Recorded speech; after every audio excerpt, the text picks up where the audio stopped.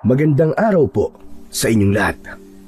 Ang kwentong inyong mapapakinggan ay tungkol sa isang binatang police investigator na si Errol na ipinadala sa baryo ng San Roque upang imbestigahan ang sunod-sunod na mga kaso ng misteryosong pagpatay sa lugar na yon. Sa kabila ng paniniwala ng mga tao na aswang ang may kagagawan ng mga krimen, ay hindi kagad naniwala si Errol. Hanggang isang gabi ay bumagsak ang isang bulalakaw mula sa langit na naglalaman ng isang puting bato na magpapabago sa kanyang buhay.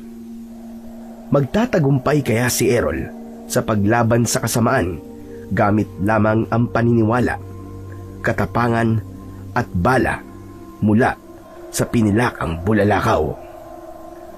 Ngunit bago po ang lahat, mga idol, huwag po nating kalimutan mag-subscribe at i-hit ang notification bell sa aking YouTube channel na The Voice Addict at Apong Isaak para sa mas marami pang makapigil hiningang kwentong aswang at katatakutan mula sa mundo ng kababalaghan. Umpisahan na po natin ang kwento. Isang malalim na paghinga ang pinakawalan ng binatang si Errol nang umandar na ang bus na sinasakyan patungo sa maliit at tagong baryo ng San Roque. Hindi siya sanay na malayo sa kanyang pamilya, pero dahil sa trabaho bilang isang police investigator ay wala siyang magagawa kundi ang sundin kung ano ang misyon na ibinigay sa kanya. Ayon sa report ay marami ang pinatay sa San Roque sa karumal-dumal na paraan. Nakita niya ang ilang litrato at masasabi niya na hindi tao ang gumawa ng pagpatay, kundi isang mabangis na hayop. Ngunit hindi pa siya sigurado sa mga bagay na yon. Sigurado siya na malalaman niya ang katotohanan sa sandaling makakita na siya ng ebidensya kapag nakarating na siya sa bayan ng San Roque. Inabot ng halos 10 oras ang itinakbo ng bus bago yun huminto sa isang lumang istasyon ng bus. Nagsibabaan na ang mga pasahero kasama si Errol. Nasaan na kaya ang susundo sa akin? Luminga si Errol. Inakala niya na mahihirapan siyang hanapin ang susundo sa kanya, pero napailing siya nang makita ang isang lalaki na may hawak na malaking illustration board na may nakasulat na "Welcome, Sir Errol." Lumapit si Errol sa lalaki na hanggang dibdib niya lang ang taas. Mawalang galang na, sir. Pwede bang huwag kang humarang sa harapan ko? At baka hindi ko makita yung hinihintay ko eh. Ito yung illustration board, oh. Ang tapang mo naman kagad. Ako yung hinihintay mo. Ikaw ba si Chico? We, ikaw si Sir Errol, yung pulis? Ako nga. Hindi ako naniniwala. Marami ang budol sa panahon to. Bakit? Anong gagawin mo? Magpapanggap ka na ikaw si Errol. Tapos sasabihin mo na kailangan mo ng pera. Tapos bibigyan kita ng pera. Tapos hindi ka na magpapakita sa akin. Hoy, hindi mo ako mauuto, no? Wais to. Kung mambubudol ako, may pera ka bang pwede kong makuha sa'yo? Wala. Ang totoo nagastos ko na yung huling pera ko para pamasahe papunta rito sa istasyon ng bus.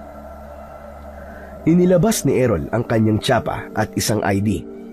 Ipinakita niya yon kay Chico. Mabilis na nagbago ang mood ni Chico. Ngumiti ito ng malaki at nakita ni Errol ang malalaki nitong ngipin sa unahan. Napatalon sa tuwa si Chico at kulang na lang ay yakapin siya.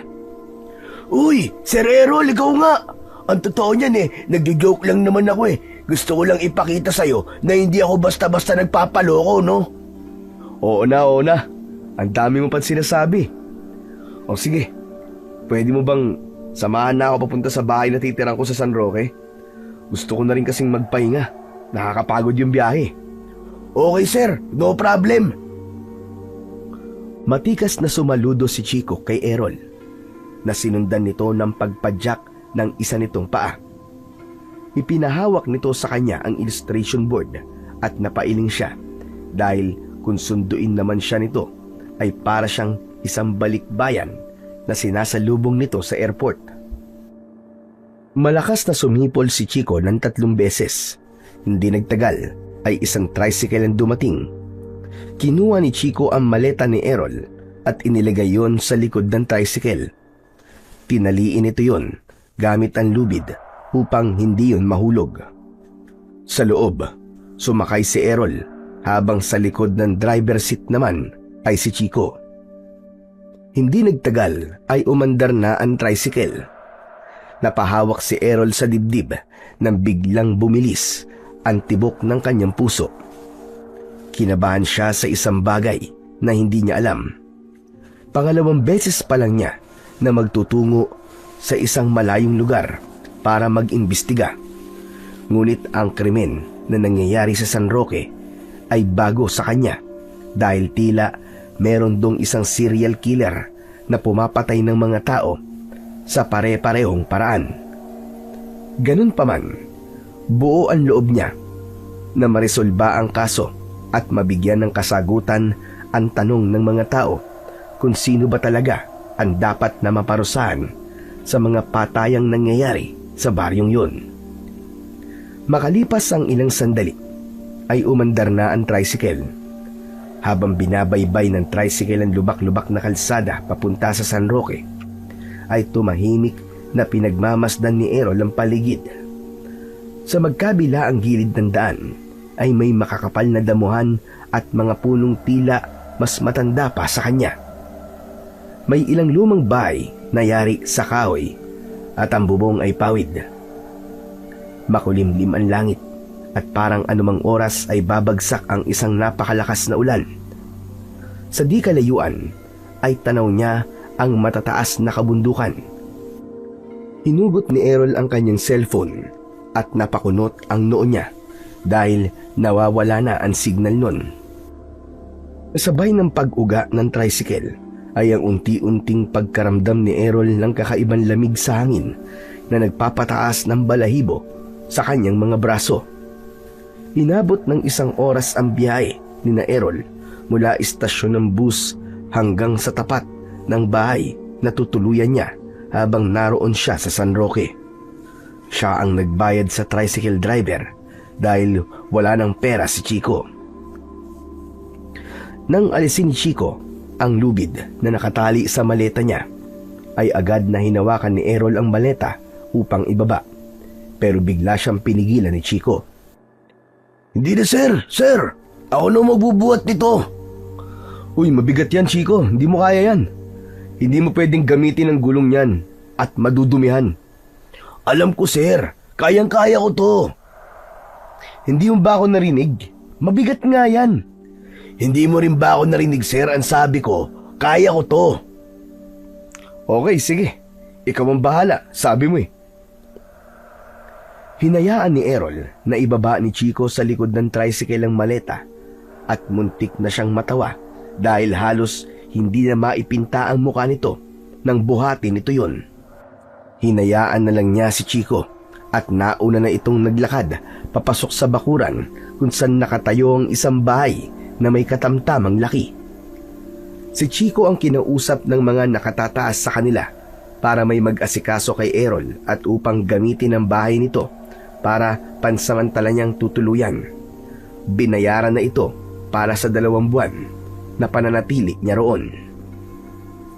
Simple ang bahay ni Chico. Gawa yon sa pinagsamang kawayan, sa wali at bubong na yero. Sa paligid ay mababang bakod na gawa sa kawayan. Pagpasok nila sa loob ay may isang maliit na mesa sa gitna at 2 upuan na walang sandalan. Sa isang sulok ay may istante kung saan nakalagay ang mga gamit sa kusina. Sa kaliwa ay may silid na tanging kurtina lamang ang tabing ng pinto. Malinis ang buong bahay at maayos ang mga gamit. Nang ibaba ni Chico ang maleta ay tagaktak ang pawis nito sa muka Habol nito ang paghinga na parang tumakbo ito ng napakalayo. Sir Errol, nilinis ko na pala yung magiging kwarto mo ha. Dito na lang ako matutulog sa sala. Yung banyo nga pala nasa likod. Merong poso doon, pwede kang maligo doon. Kapag maglalaba ka naman, pwede rin doon. Pero pwede ka rin magpalaba sa akin.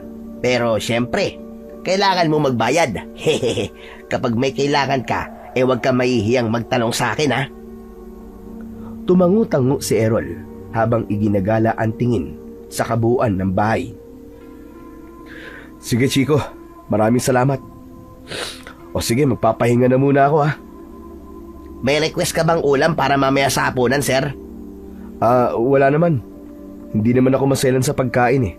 Kaya kahit na anong ihanda mo o lutuin mo, ay wala kang magiging problema sa akin. Basta walang lason o di kaya pangit ang lasa.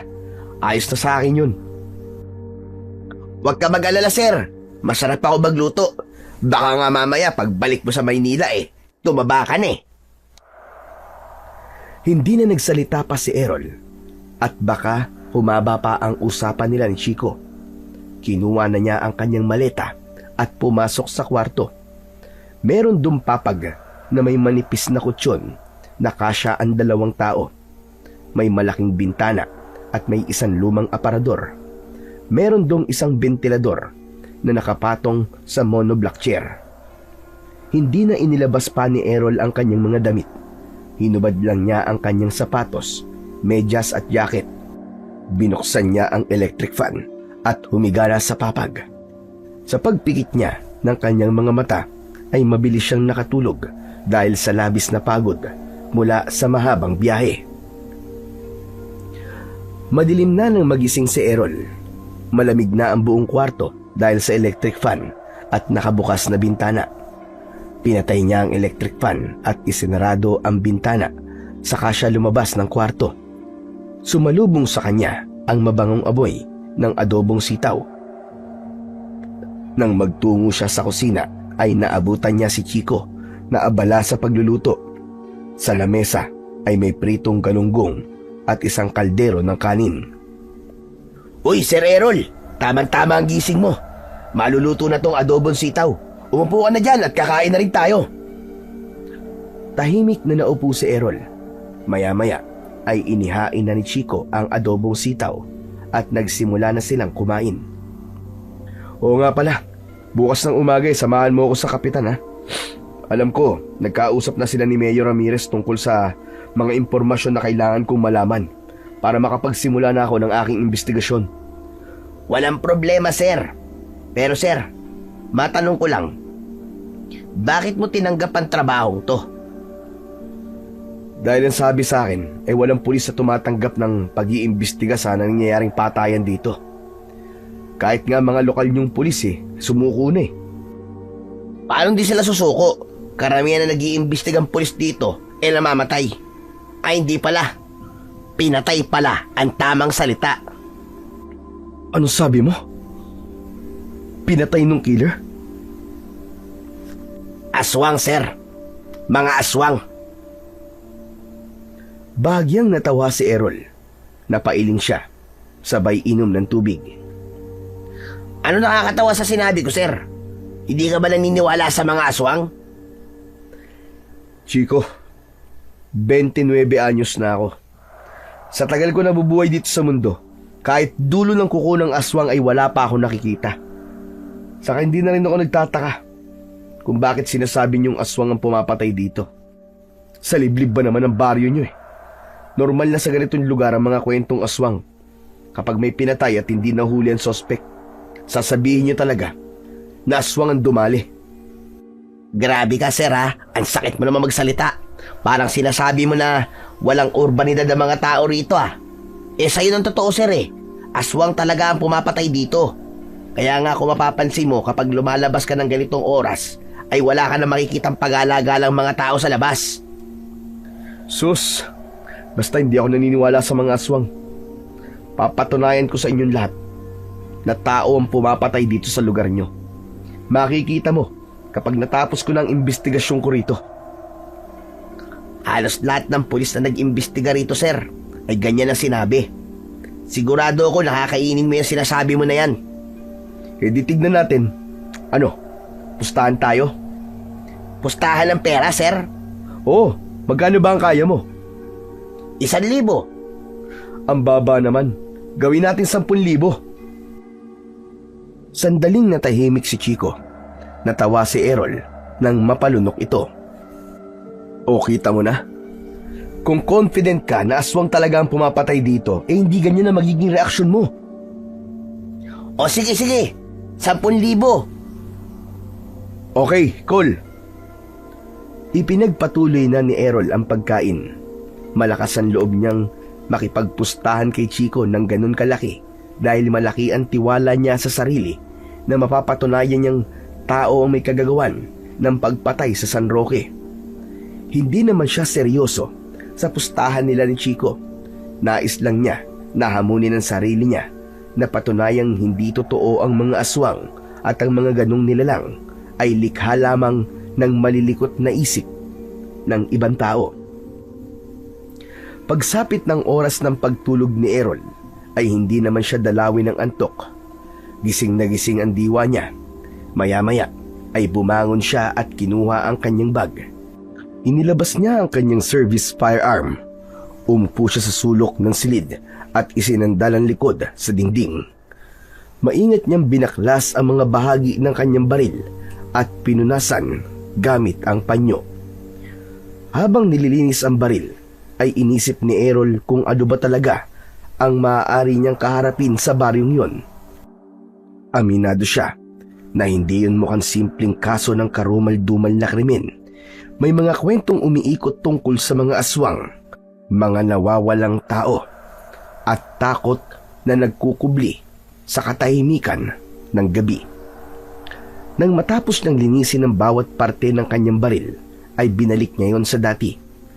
Mabilis niyang itinutok ang baril sa pinto nang biglang may humawi sa kortinang nakatakip doon. Nakita niya si Chico na mabilis na itinaas ang dalawang kamay habang bakas ang takot sa muka. Uy, sir! Ako to! Sir Chico! Huwag mo naman akong babarilin, sir! Langya ka kasi. Bigla-bigla ka nalang sumisilip eh. Hindi ka ba marunong kumatok? Paano ako kakatok, sir? Wala namang pintuan to. Kahit na, pambira ka oh. Dapat sumenyas ka muna. Paano kung may bala to tapos naiputok ko? Di bukas, maliwanag na dito sa bahay mo at may pakapi na. Sir, may narinig kasi ako dito kanina. Akala ko kung ano naglilinis ka lang pala ng baril mo. Tumayo na si Errol at kinuha ang bag kung saan nakalagay ang kanyang baril. Umupo siya sa gilid ng higaan. Ibabalik na sana niya ang bag at ang baril, pero mabilis siyang nilapitan ni Chico at tumabi ito sa kanya. Sandali lang, sir. Mamaya mo na itago yung baril mo. Pwede bang pahawak ako? Hindi pa kasi ako nakakahawak ng totoong baril eh. Sige na, sir. O sige. Pero sandali lang ha. Inabot ni Errol ang baril kay Chico. Nakangiting kinuha naman yun ni Chico at tinignan ang bawat detalye nun. Manghang-mangha ito na para bang isang napakagandang bagay ang baril sa paningin nito. Hinawakan yun nito na para bang may babarilin ito. Itinutok nito ang baril sa may pintuan at ipinikit ang isang mata na para bang meron yung inaasinta. Inagaw ni Errol ang baril kay Chico at ibinalik na yon sa bag nito. O tama na. Sabi ko sandali lang, di ba? Ang damot mo naman, sir. Hindi pa nga nag-iinit sa kamay ko eh. Pero alam mo, sir, pangarap ko talaga nun na maging isang pulis eh. Bakit di ka naging pulis? Kasi sir, hindi raw ako mukhang pulis eh. Mas mukha raw akong kawatan. Hehehe. Hindi, biro lang, sir. Ang totoo kasi niyan, wala kaming perang pampaaral, sir eh. High school lang po natapos ko. Nang mamatay ang mga magulang ko, naiwan sa akin tong bahay at lupa namin. Ang ginawa ko ay nagtanim na lang ako ng mga gulay at pinapaani ko. Tapos may tindera ako na nagtitinda sa palengke. Kahit pa paano, nakakasurvive naman ako, sir. Hindi ko alam na kwentuhan pala to ng buhay. Ikaw naman, sir. Nag-share lang naman ako eh. Saka, matagal-tagal na tayo magkasama dito. Kaya dapat lang na makilala natin ang isa't isa. Wala akong balak na magtagal dito, Chico. Sisikapin ko na matapos ko agad ang investigasyon ko rito para makaalis na kagad ako. Kung ebidensya, sir, na tao ang pumapatay dito sa San Roque, good luck na lang sa'yo, sir.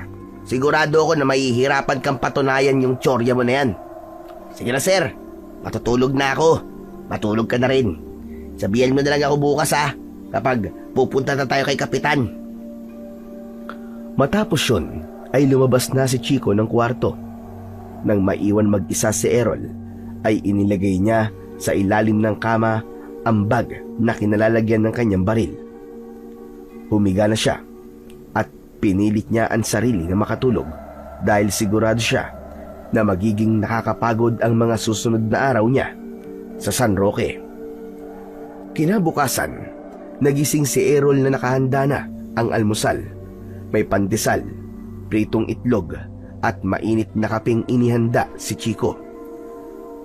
Magana siyang kumain dahil alam niya na kailangan niya ng maraming enerhiya dahil yun ang unang araw ng kanyang pag-iimbestiga sa patayang nangyayari sa San Roque. Matapos ang almusal ay inaya na niya si Chico na magpunta sa bahay ng kapitan sa lugar na yon. Habang naglalakad sila ay napansin niya ang tingin ng mga tao sa kanya. May kakaiba sa tingin ng mga yon pero hindi niya yun binigyan ng ibang kahulugan. Inisip na lang niya na dahil sa bagong mukha siya kaya ganun ang tingin sa kanya ng mga tao. Hindi nagtagal ay narating na nila ang bahay ng kapitan. Isa yung bahay na gawa sa semento at ang bubong ay yero. Kumatok si Chico at isang matangkad na lalaki na may kayumangging balat ang nagbukas ng pinto. Oh, Chico! Anong ginagawa mo rito? Kapitan Gary, kasama ko po yung bagong police investigator. Siya po, si Errol. Errol, siya naman si Kapitan Gary. Nakipagkamay si Errol kay Kapitan Gary.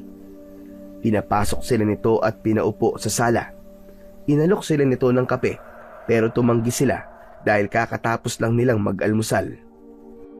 Kapitan, ang sabi po sa akin ni Major Ramirez ay nasa iyo po mga litrato at report na mga patayang nangyari dito.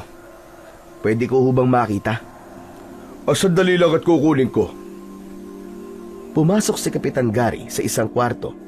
Hindi nagtagal ay bumalik ito dala ang isang brown envelope. Muli itong naupo at inabot ang envelope kay Errol. Nandyan ang lahat ng litrato at report ng mga patayang nangyari rito. Bibigyan lang kita ng babala, lalo na sa mga pictures.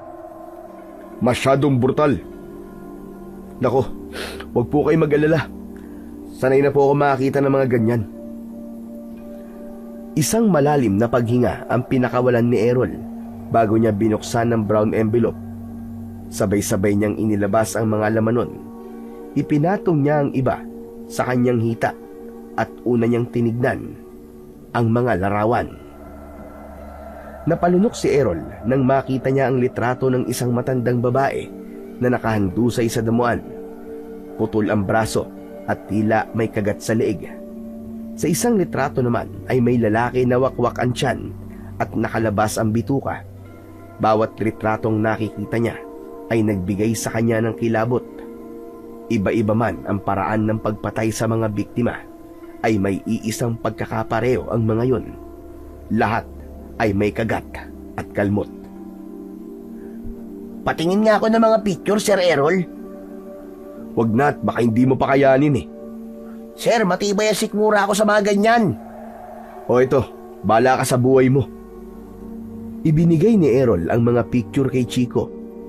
Nang tignan ni Chico ang mga yon, ay bigla itong tumakbo sa banyo at narinig nila ang pagsusuka nito. Napailing na lamang si Errol at sunod niyang binasa ang mga report. Halos pare-pareho ang detalye na naroon. Nawawala sa gabi ang biktima o kaya ng ilang araw tapos matatagpuan na patay na.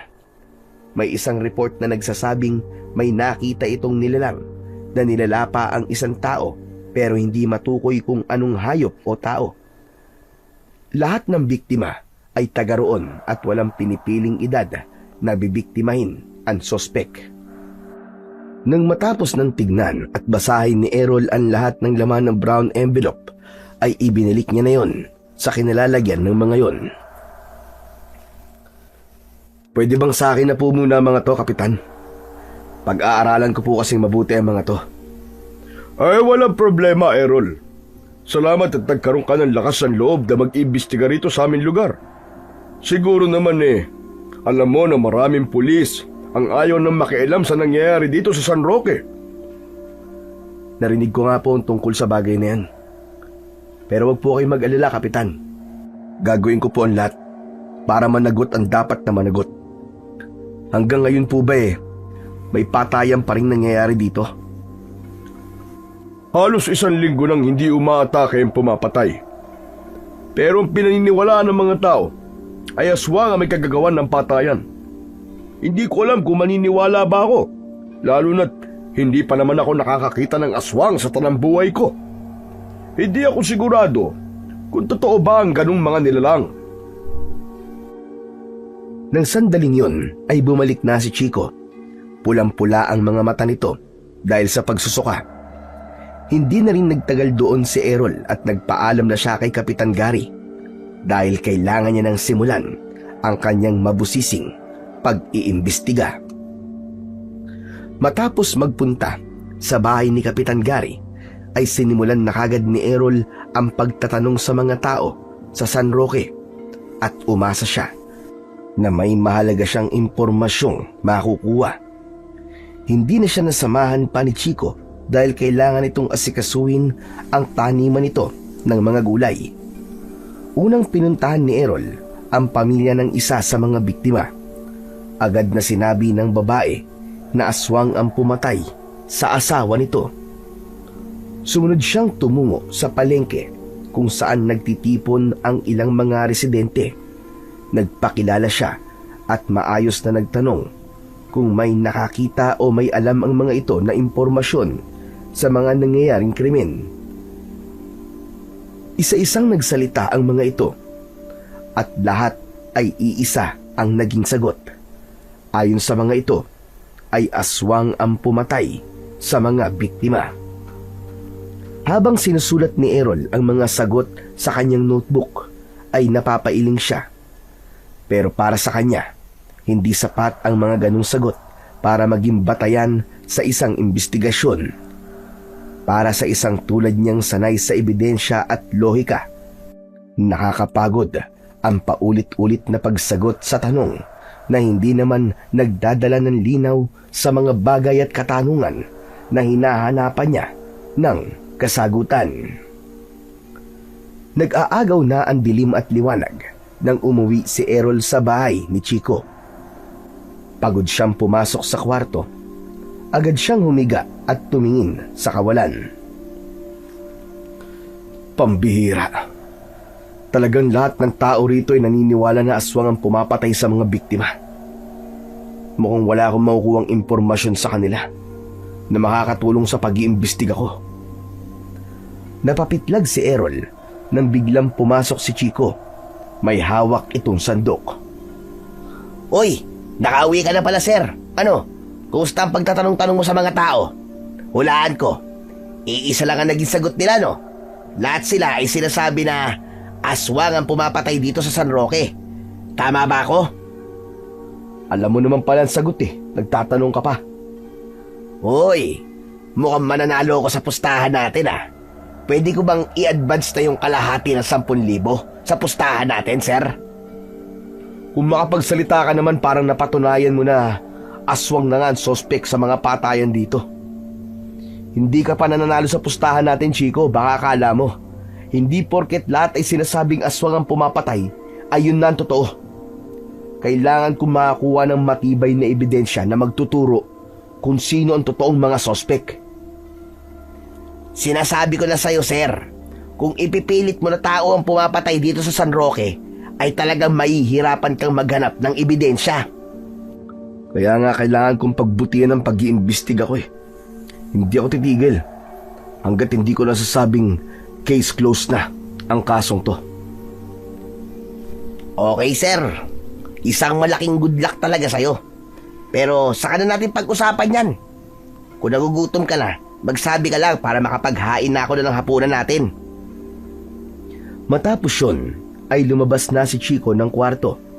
Nang maiwan si Errol, ay nahulog siya sa malalim na pag-iisip.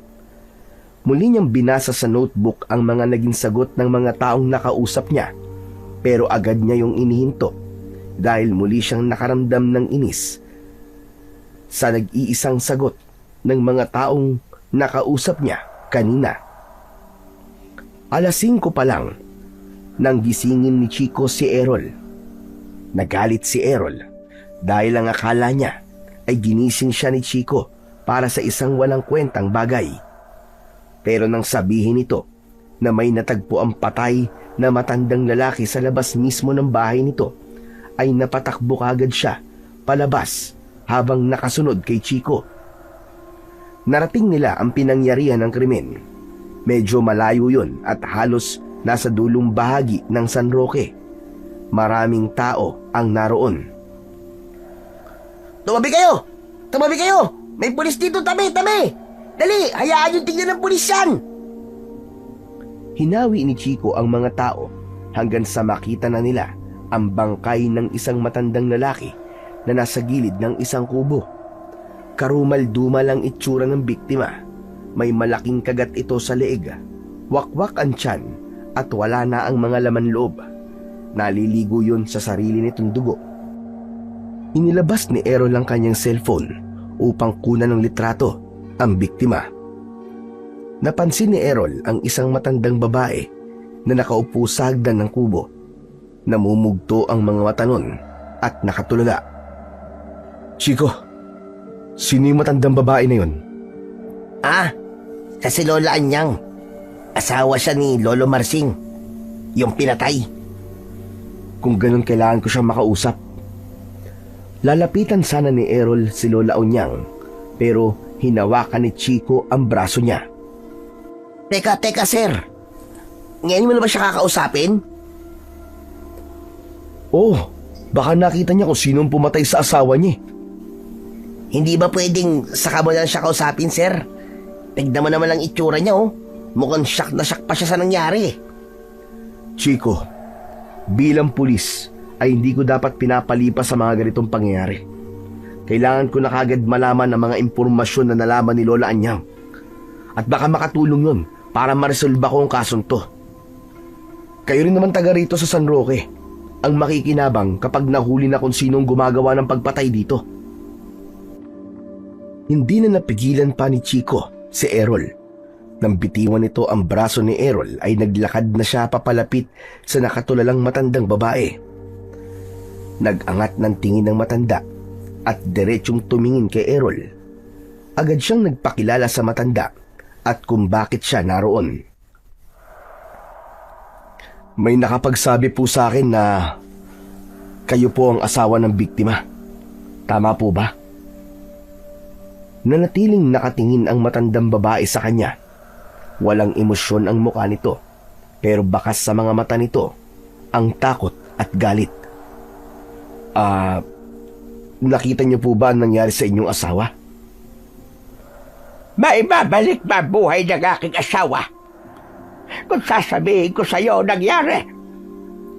Lola, kailangan ko po ang inyong kooperasyon para mabigyan po ng hustisya ang pagpatay sa inyong asawa.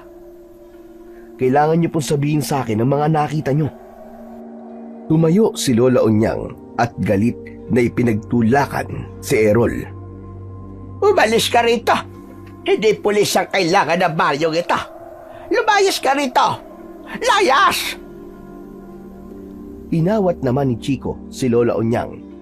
Nagwala ang matanda. Malakas itong umiyak habang sumisigaw. Nagbitaw na rin ito ng malulutong na mura. Naiintindihan naman ni Errol kung bakit ganun ang naging reaksyon ng matandang babae.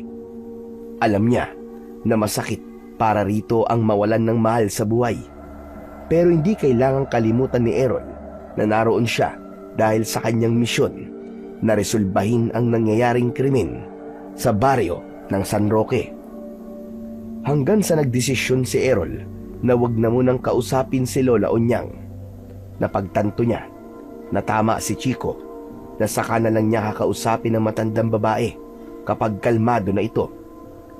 Tinapos na lang ni Errol ang kanyang pagkuha ng litrato at paghahanap ng ebidensya sa paligid ng pinangyarihan ng krimen. May nakita siyang bakas ng mga paa at nang sinundan niya yon ay dinala siya noon sa bukana ng gubat na hindi ganun kalayo sa bahay ni Lola Onyang. Kinunan din niya ng litrato ang mga bakas ng paa. Nagulat si Errol nang biglang nagsalita si Chico sa kanyang likuran. Tignan mo yung mga bakas ng paa, Sir Errol. Nakakagulat ka naman, Chico. Bakit ba ang hilig mong sumulpot na lang kung saan-saan? Aatakihin ako sa puso eh. Bawasan mo kasi ang pag-inom-inom mo ng kape, Sir. Nakita ko kahapon nakailang baso ka ng kape. Pero, balik tayo sa mga bakas na yan, Sir. Tignan mo ng mabuti, Hindi ba't masyado yung malaki para sa paa ng isang tao? Oo. Sasabihin mo na naman ba na aswang ang may-ari ng bakas ng mga yan, Chico? Sadyang may mga taong malalaki talaga ang paa. Pero hindi naman ganyang kalalaki, Sir. Kailan mo ba tatanggapin na totoo ang mga aswang, Sir? Kung uumpisahan mong maniwala sa kanila, ay sigurado kong magiging madali para sa'yo na resolbahin ng kasong to. Alam mo, kahit anong sabihin mo ay hindi ako maniniwala sa mga aswang na yan. Kung gusto mong makatulong sa akin ngayon, puntahan mo si Kapitan Gary at sabihin mo na kailangan ng ambulansya rito para madala sa ospital yung katawan. Napakamot sa ulo si Chico bago umalis.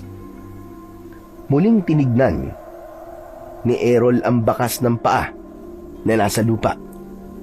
Ikinumpara niya yon sa haba at lapad ng kanyang paa at doon niya napagtanto na tila hindi kapanipaniwala ang laki ng paa ng nagmamay-ari ng bakas ng paa na naroon. Pagsapit ng gabi, mag-isang nakaupo si Errol sa labas ng bahay ni Chico. Hindi mawala sa isip niya ang itsura ng bangkay ng matandang lalaki na nakita niya kanina. Sa ilang taon ng pagiging pulis niya, ay sanay na siyang makakita ng bangkay. Ngunit ang bangkay na nakita niya kanina ay kakaiba sa lahat. Masyadong brutal ang pagkakapatay doon na para bang galit na galit ang gumawa nun. Hindi magtatagal ay malalaman ko rin kung sino ang pumapatay dito. Mahuhuli din kita. Pinapangako ko yan. Umiim ang bagang ni Errol. Naisip niya na kailangan niya nang mahuli ang responsable sa patayan sa baryo ng San Roque dahil alam niya na habang malaya pa yun ay patuloy na madadagdagan ang mga biktima nito. Maya-maya pa ay lumabas si Chico na may dalang lamesa. Inilagay nito yon sa harapan ni Errol.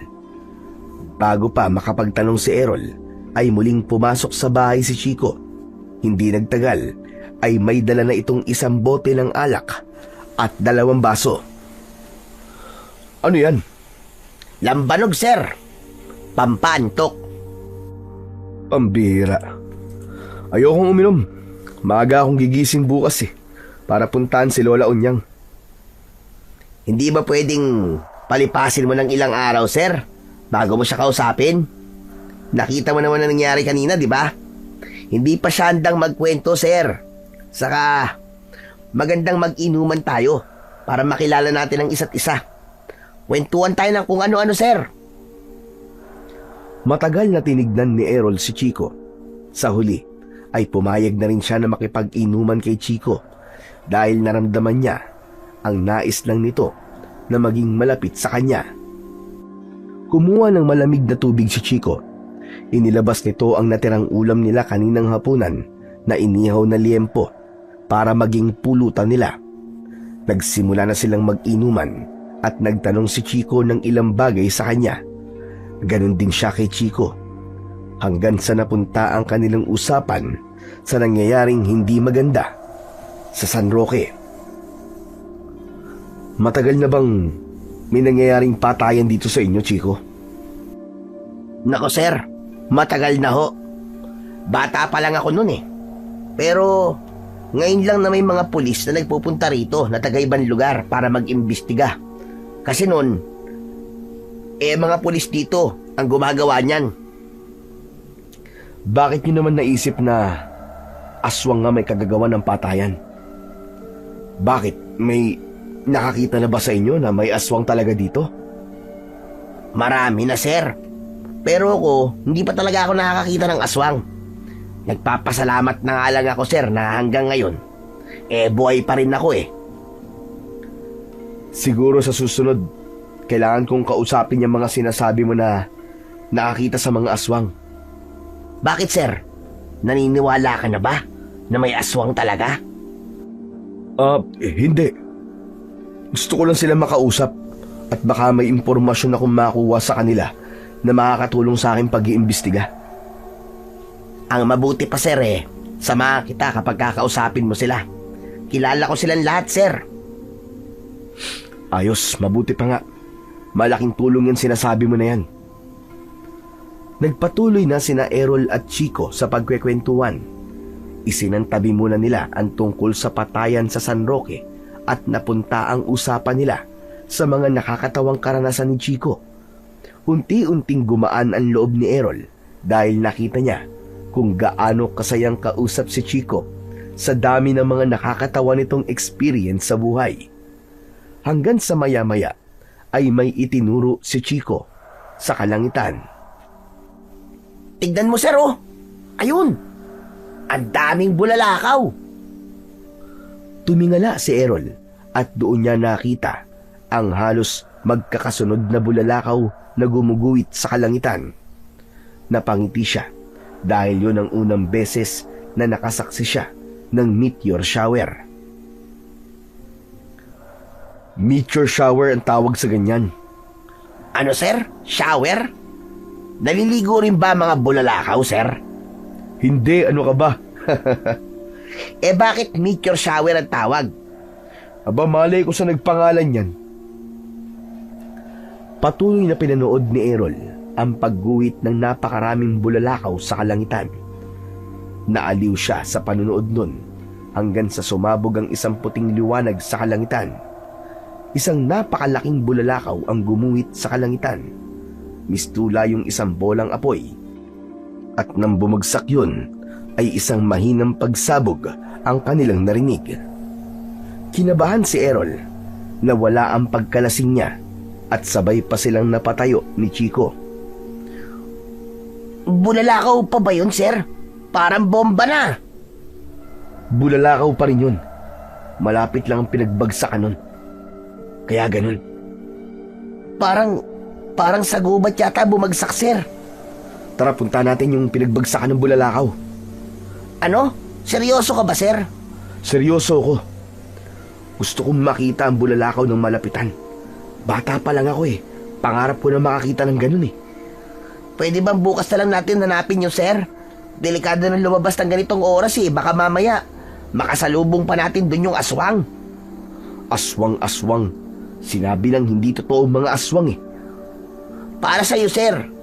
Pero para sa lahat ng tao rito ay totoong mga aswang. Alam mo, kung ayaw mo akong samahan, ako na lang ang maghahanap dun sa pinagbagsakan ng bulalakaw. Hindi na hinintay ni Errol na magsalita si Chico at malalaki ang hakbang na naglakad siya papunta sa gubat kung saan bumagsak ang bulalakaw. Sinigawan siya ni Chico na bumalik siya pero hindi niya ito pinansin. Patuloy lang siya sa paglalakad ng mabilis. Hindi nagtagal ay nakarating na si Errol sa bukana ng gubat. Doon na siya naabutan ni Chico na may dalang itak at flashlight. Oh, akala ko ba natatakot ka? Bakit sumunod ka pa sa akin? Siyempre, hindi naman kita pwedeng pabayaan sir Mayayari ako nito kay Major Ramirez kapag napahamak ka. Tapos may dala ka pang itak. Ano ka ba, katipunero? Natatawang napailing na lamang si Errol. Nagpatuloy siya sa paglalakad habang nakasunod sa kanya si Chico. Labis ang excitement na nararamdaman niya dahil totoong bata pa lang ay gusto niya nang makakita ng bulalakaw na bumagsak sa lupa. Malalaki ang mga hakbang ni Errol. Hindi nagtagal ay may naaamoy siyang tila na susunog sa kung saan. Sir, umuwi na kaya tayo? Hindi na maganda ang pakiramdam ko eh. Parang may nakasunod sa atin na kanina pa eh. Huwag ka kasing paranoid. Puro aswang kasing nasa utak mo eh. Kaya palagi kang takot eh. Wala bang basehan ng takot ko, sir? May pinatay na naman niya kagabi eh. Huwag kang matakot. Basta kasama mo ko. Kayang-kaya kitang protektahan. Nagpatuloy si Errol sa paglalakad at paghahanap sa lugar kung saan bumagsak ang bulalakaw hanggang sa may napansin siyang makapal na usok sa kanilang unahan. Kinuha niya mula kay Chico ang flashlight at nagmamadali siyang nagtungo sa pinagmumulan ng usok. Napanganga si Errol nang makita niya na doon na nga bumagsak ang bulalakaw. Isang batong kulay pilak ang naroon na kasing laki ng bola ng basketball. Gumawa ng malaking uka sa lupa ang pinagbagsakan nun. Lumapit pa siya sa malaking bato at inilawan yun ng maayos. Pinagmasdan niya yun ng maigi at doon niya napagtantong hindi yun isang bato kundi isang totoong pilak. Yan na ba yung bulalakaw, sir? Oo, ito na nga Chico. Pero kakaiba siya. Akala ko'y bato ang isang bulalakaw. Pero tignan mo to Chico. Tignan mo. Parang gawa siya sa pilak. Talaga, sir? Kung ganon, pwede nating ibenta yan. Anong ibenta? Sira ulo. Hindi natin to ibebenta. Bihira ang ganitong bagay kaya naisip ko na itabi na lang to bilang remembrance. Remembrance? Para saan? Basta wag ka na magtanong ng kung ano-ano. Ang ganda niya, Chico. Pakiramdam ni Errol ay nahipnotismo siya habang nakatitig sa pinilakang bulalakaw. Napapangiti pa siya dahil alam niya na natupad na niya ang pangarap niya noong bata pa siya na makakita ng bulalakaw. Hinawakan ni Errol ang bulalakaw pero agad niyang binawi ang kanyang kamay dahil sobrang init noon. Aray! Aray! Napaso ko. Sobrang init pala nito. Ikaw naman, sir, oo. Natural. Nakita mo naman kakabagsak lang yan tapos hahawakan mo kagad. Kung ganun, hindi ko pala ito mauuwi sa bahay mo ngayon. Siyang tunay, sir. Kailangan mo munang palamigin yan bago mo mahawakan. Pero kung iiwan natin to dito ngayong gabi, baka may ibang makakita nito. Kailangan ko tong itago. Mabilis na kumilos si Errol. Kumuha siya ng mga tuyong sanga at dahon. Ginamit niya yon upang takpan ang pinilakang bulalakaw. Tinabunan din niya ng lupa ang ukang nilikha ng pagbagsak ng bulalakaw. Halos inabot siya ng kalahating oras bago siya natapos at nakumbinsi na wala ng ibang makakakita sa bulalakaw na yon. Matapos ang lahat ay inaya na niya si Chico na bumalik sa bahay nito.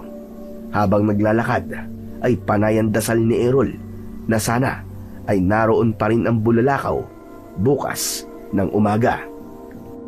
Bago matulog ng gabing yon ay nagset ng alarm si Errol sa kanyang cellphone. Alas 5 ng umaga nang tumunog ang cellphone niya na naging dahilan para magising siya. Nagmamadali siyang bumangon at nang lumabas siya ng kwarto ay tulog pa si Chico sa sala. Kumuha siya ng isang matibay na sako sa kusina at saka siya nagtungo sa gubat upang kunin ang pinilakang bulalakaw. Labis ang kasiyahan ni Errol dahil naroon pa rin ang bulalakaw. Hindi yun nagalaw, kaya ibig sabihin ay walang ibang nakakita nun. Mabigat ang bulalakaw pero matagumpay naman niya yung nailigay sa sako. Isinampay niya yon sa kanyang likod at bumalik sa bahay ni Chico. Pagpasok niya sa bahay, ay nakita niya si Chico na naghihilamos sa may batalan. Nagtataka ito nang makita ang sakong nakasampay sa likod niya. O sir, ano yan? Wala pa namang December ah. Bakit parang si Santa Claus ka ngayon? Kau talaga puro kakalokohan. Ito na yung bulalakaw kagabi. Kinuha ko na. Ibinaba ni Errol ang sako at inilabas mula roon ang bulalakaw. Lumapit si Chico at parehas nilang tinignan ang bilog na bagay na nasa kanilang harapan. Grabe talaga. Napakaganda niya. Kumikinang-kinang pa talaga siya. Totoong pilak nga to, Chico. Pilak nga talaga to. Kaya nga sir eh. Saka ngayon ko lang nalaman na meron palang pinilakang bulalakaw. Habang nakatitig si Errol sa pinilakang bulalakaw, ay may naririnig siyang mumunting bulong sa loob ng utak niya. Tila may boses na nag-uutos sa kanya na hawakan ng bulalakaw, kaya kusang gumalaw ang kamay niya at marahan niyang hinawakan ang bulalakaw. Laking gulat nilang dalawa nang biglang nahati sa gitna ang bulalakaw.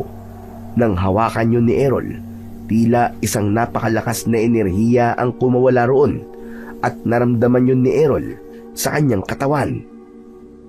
Ala sir, sinira mo yung bulalakaw ah. Hindi nakapagsalita si Errol dahil tumuon ang pansin niya sa isang puting bagay na nasa gitna ng nahating bulalakaw.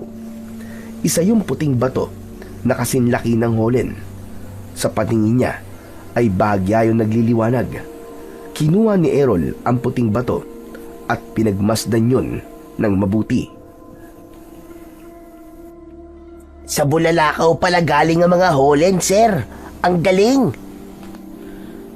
Hindi ito isang holen, Chico. Isa tong bato. Pero hindi ko matukoy kung anong klaseng bato to.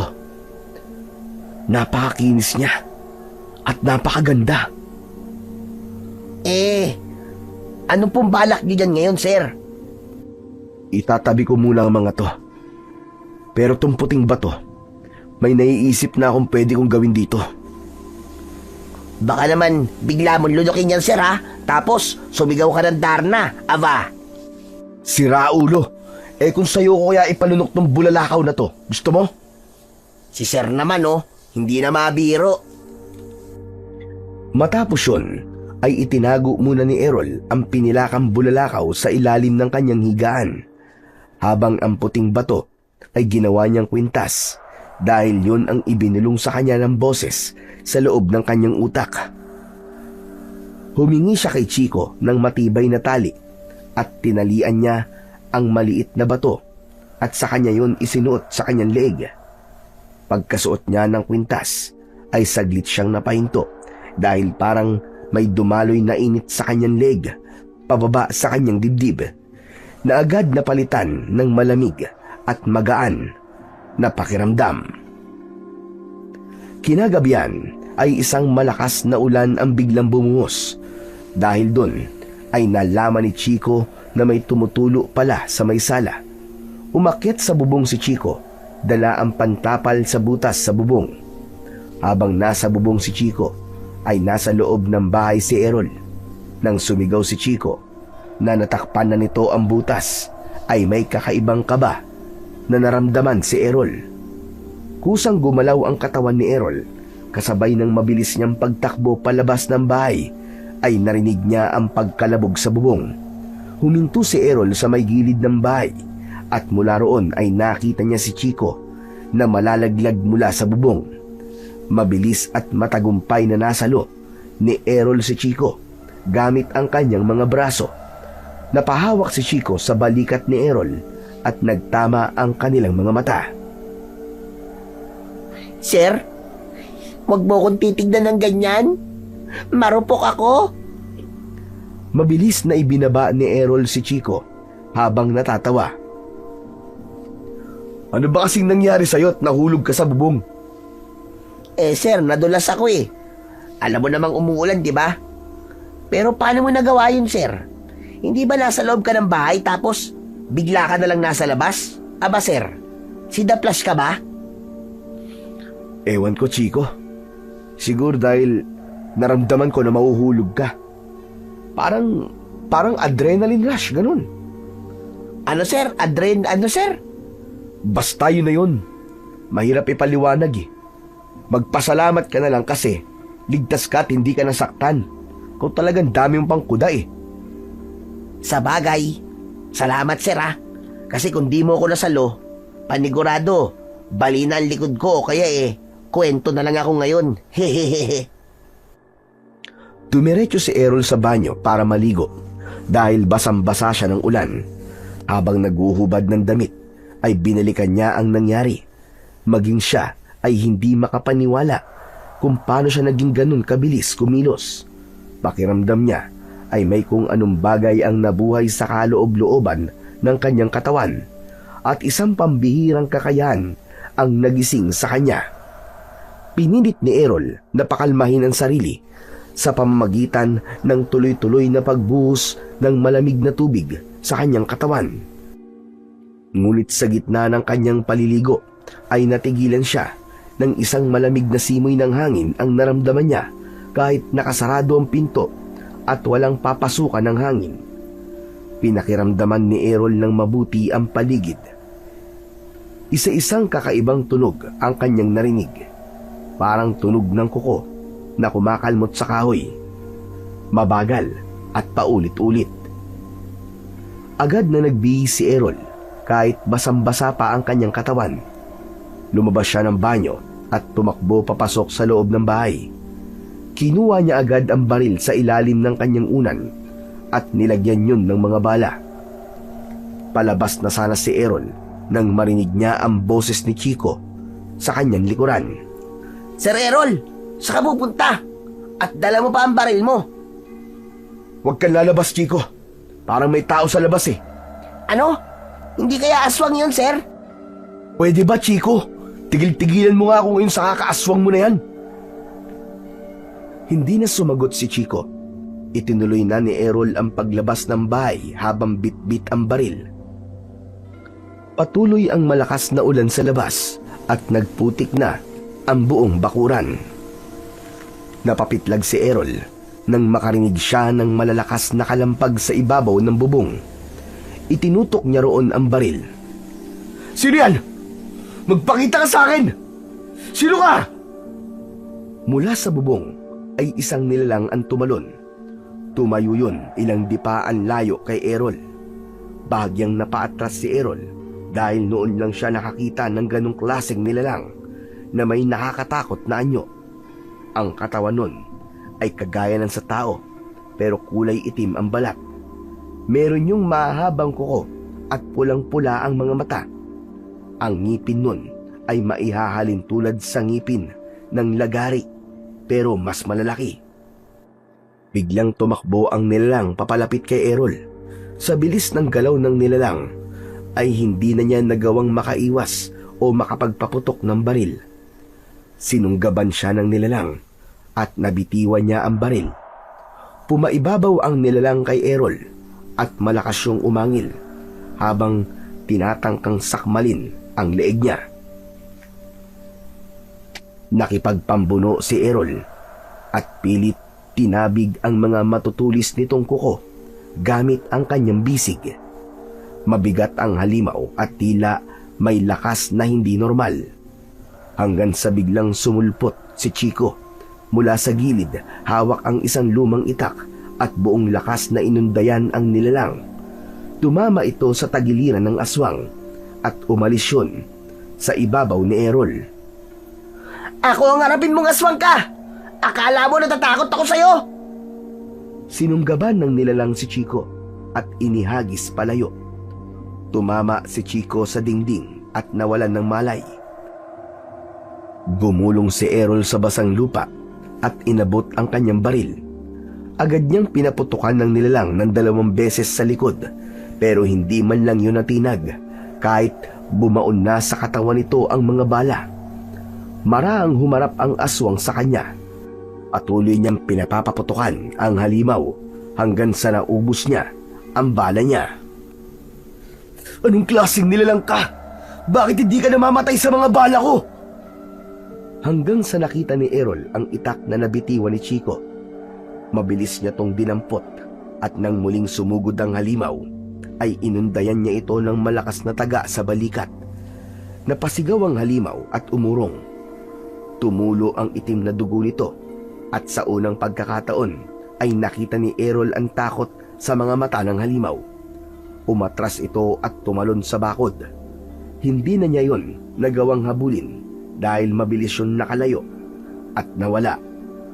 Naiwan si Errol sa gitna ng ulan habang hawak ang itak at hinihingal.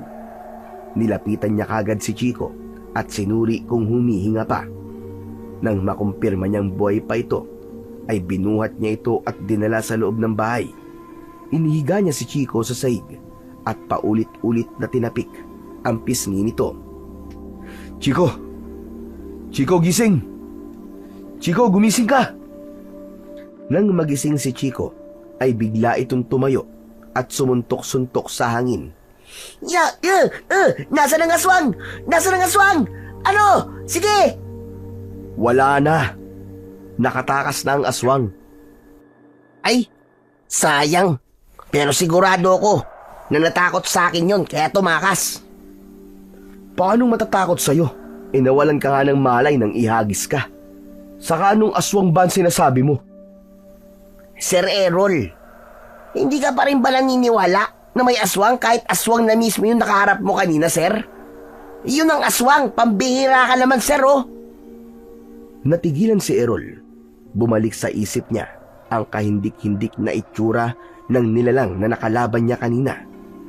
Alam niya na walang taong may ganong itsura, kahit bahagyang naniniwala na siya kay Chico na aswang ang nilalang na umatake sa kanila, ay mas nanaig pa rin ang pride niya at paninindigan na hindi siya naniniwala sa mga aswang.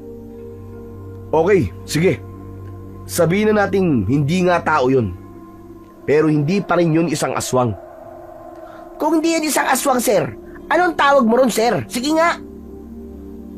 Basta. Hindi yun aswang. Nako, bahala ka na nga sa buhay mo, sir. Paniwalaan mo kung ano gusto mong paniwalaan.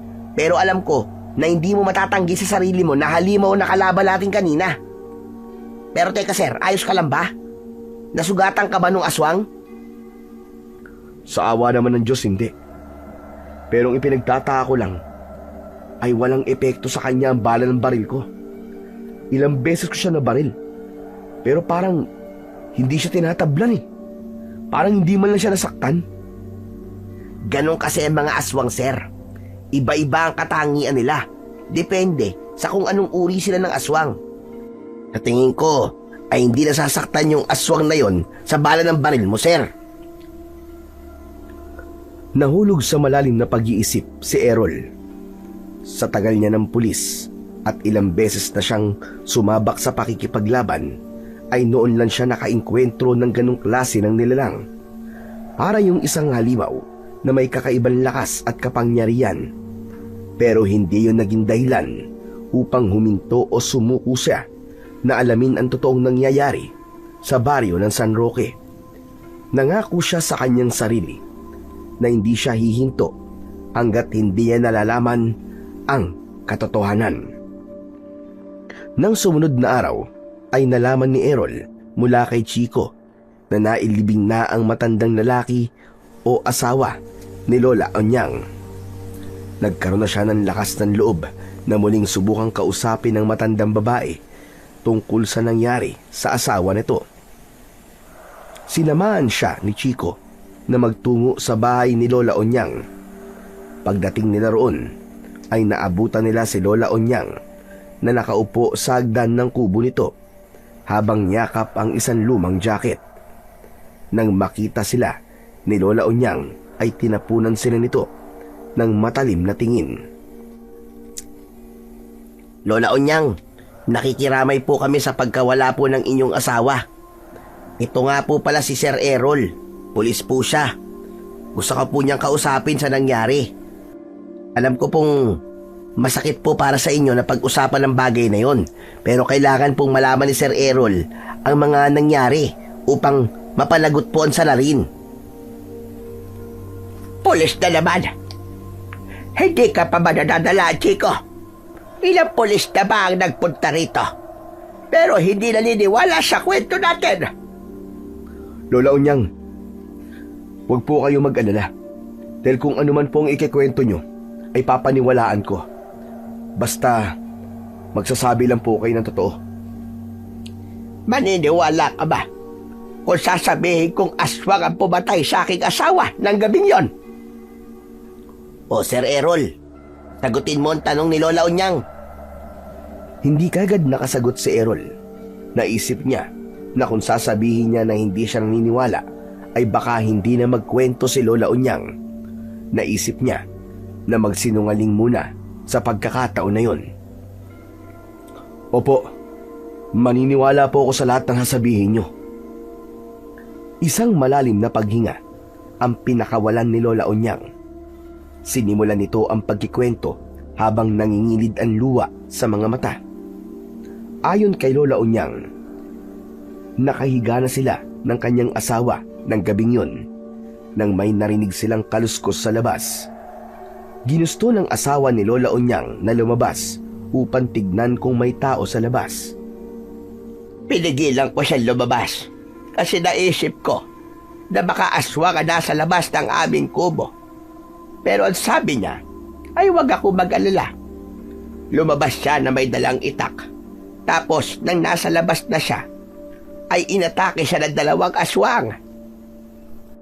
Ano pong itsura ng sinasabi niyong mga aswang? Pwede niyo po bang ilarawan sa akin? Para silang mga halimaw. May matutulis na ngipin at mahabang kuko. Kulay pula ang kanilang mga mata at mahaba ang dila. Wala silang awa. Pinatay nila ang asawa ko na para itong isang hayop. Tuluyan nang napaiyak si Lola Unyang. Napahagulgul ito at nahirapang huminga.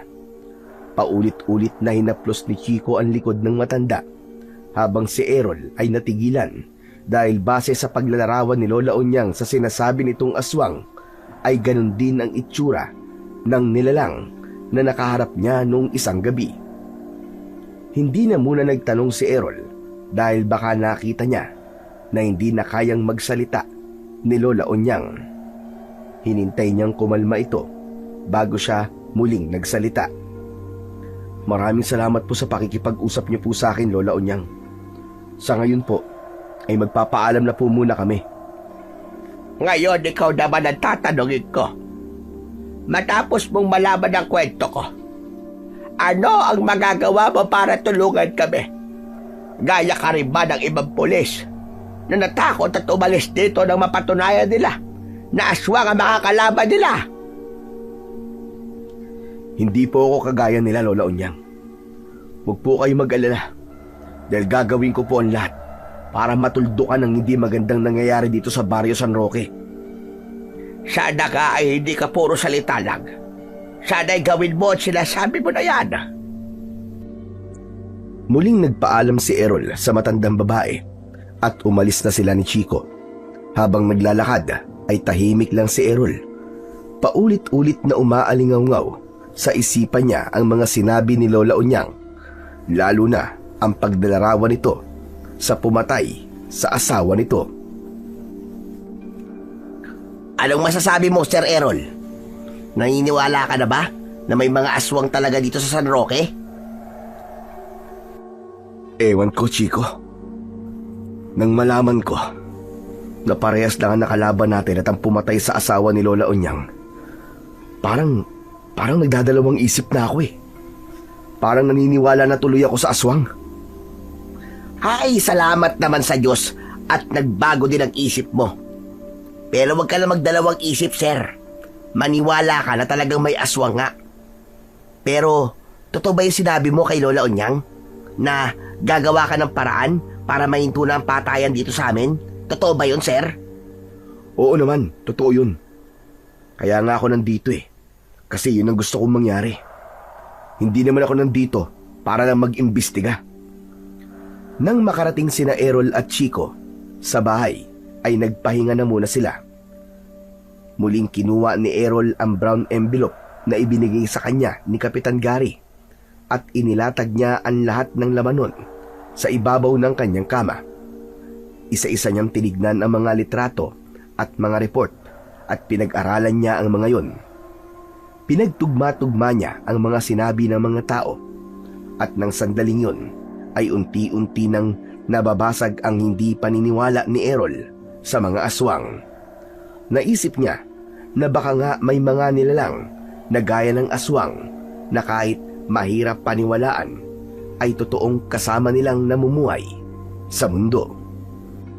Kinabukasan, matapos ang sunod-sunod na gabi ng tensyon at takot, ay napagpasyahan ni Errol na pansamantalang huminto sa imbestigasyon upang makapagpahinga.